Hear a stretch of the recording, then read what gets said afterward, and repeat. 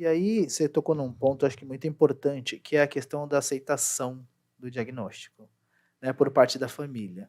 Às vezes parte da mãe, porque não é uma coisa fácil, porque a gente Não. fala assim: "Ah, a mãe poderia pelo poxa, ela não viu que o filho dela tem", não é uma coisa fácil para a mãe. E aí eu já ouvi algumas vezes a expressão de que existe o luto de quando a mãe Sim. descobre, né, tem o diagnóstico do filho e existe um luto, porque existe uma parte, ou vamos dizer que um lado muito romântico do autismo, por Hum, exemplo. muito Só que é muito romantizado. pequeno. Sim, A maior parte não é nada romântico, né. É trabalhoso, é de muito, sacrifício, é de muito. doação. E aí para a mãe, primeiro ela aceitar, e aí é preciso, acho que falar, né, André, aí você vai poder falar com muita propriedade, que o autismo ele não é uma doença, como muitas pessoas colocam. Uhum. Né? As pessoas colocam de uma forma, querendo, inutilizar, querendo, excluir essa Sim. realidade, porque, porque é autista, não, porque não, espera aí. E aí você pode falar com muito mais propriedade sobre isso, sobre essa questão tanto da aceitação da mãe, que não é nada muito fácil, e Uhum. também da questão da inclusão, que é o que você luta, né, para que aconteça. É, um primeiro momento que a gente percebe sempre é o processo de negação. E muitas vezes, Marquinhos, não é da mãe, é mais do pai. Sim. Então a gente vê, por exemplo, hoje mesmo, uma paciente entrou em contato comigo diante de algumas situações do filho, que não é um caso de transtorno, mas ela está levando para fazer uma avaliação. E aí o pai não aceita, o pai acha que eu estou gastando dinheiro à toa, que eu estou buscando. Então, assim, geralmente, a maior parte que é assim, da forma que desenha para nós é o pai no processo de negação. Não, não Sim. tem nada. E a mãe, muito angustiada, mesmo não querendo aceitar, ela vai. Ela vai atrás porque a professora falou. Então, vamos levantar aqui uma bandeira grande, um troféu para os professores. Porque eu sempre falo que o terapeuta, que o médico que não escuta um professor, a gente tem que desconfiar dele. Sim. Porque o primeiro profissional que presta atenção, mesmo sem saber o que é, ele olha e vê que tem algo diferente e pontua, é o professor. Geralmente é lá na escola que a gente vai ouvir, olha, o professor realmente chamou e falou do meu filho. Então, no primeiro momento, esse professor está falando demais. Mas é um segundo professor chama, de repente, uma segunda escola. Então, essa mãe, muitas vezes, ela vai mesmo no processo de negação só para assim, eu vou só para dizer que eu fui, para dizer que eu não fui negligente. E aí, quando chega lá, e aí se configura mesmo o diagnóstico, que é uma outra coisa que eu levanto muita bandeira, é que, às vezes, assim, nós fazemos todo o processo de avaliação, nós já conversamos ali com a mãe, com o pai, enfim. Mas, às vezes, ela vai direto ao médico, né? E muitas vezes esse médico, principalmente quando é um autismo um pouco mais severo, ele já bate os olhos ali e fala, é autismo.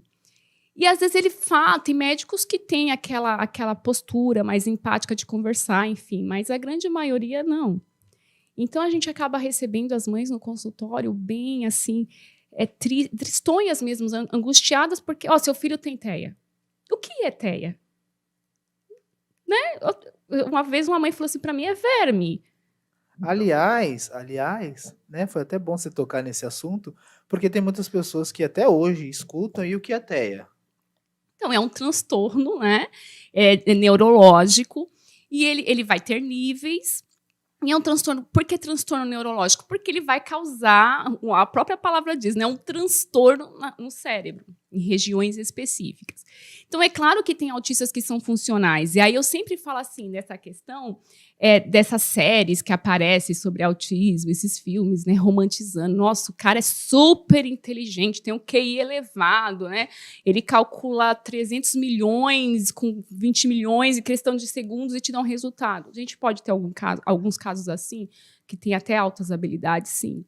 Mas no dia a dia não é essa questão romantizada, porque até mesmo o autismo, uma pessoa que tem autismo é leve, embora eles não gostem que fale assim, né? Sim. Eles têm grandes desafios para sociabilizar, desafios para poder interpretar, por exemplo, as expressões faciais, de entender, por exemplo, chegou aquela hora que eu tenho que ir embora porque já está sendo inconveniente, e de Sim. repente ele não consegue fazer essa leitura, precisa de alguém dar um toque para ele.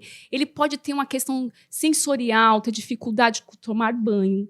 A gente tem casos até de adultos que têm a dificuldade com o banho, com determinados tipos de roupas. Então, assim, mesmo sendo um autismo leve, ele apresentará dificuldades. Então, assim, é um desafio para a pessoa que tem o autismo e é um desafio para o pai e a mãe saber lidar com tudo aquilo. Aí, depois, quando recebe o diagnóstico, a gente fala que é um momento de luto. Eu conversei com uma militante também da área, a Cris, que é maravilhosa, ela não gosta dessa palavra. Ela fala assim, não gosto dessa palavra, mas é o que as literaturas colocam, né? Que é esse momento do luto. Por que é o momento do luto?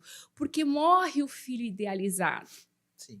E nasce aquele filho que agora você vai ter que aprender a entender e lidar, porque ele tem uma funcionalidade diferente. Ele não é doente, mas ele tem uma funcionalidade diferente, que o configura como deficiente, segundo o DSM-5 e as legislações que existem. Então, ele é deficiente. Agora, você vai ter que lutar tanto pelas terapias, que aí no caso da baixa renda, isso é muito difícil. Sim. E a escola, Marquinho, porque a escola, infelizmente, a educação ainda não está preparada. Nós já avançamos muito, mas ela ainda não está preparada para lidar com a educação inclusiva.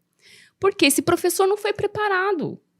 Então, eu coloco lá na sala de aula 3 autistas, 2 TDAHs, 1 com dislexia, e o professor mais 20 alunos para dar conta. Eu não sei o que eu faço. Então, esse professor entra num desespero muitas vezes e o pessoal fica ali tentando fazer alguma coisa e a mãe lutando. Então, não é uma vida difícil. A literatura traz para nós, e alguns artigos científicos, que o nível de estresse de uma mãe com um filho autista nivela a uma pessoa que veio de uma guerra. Uou.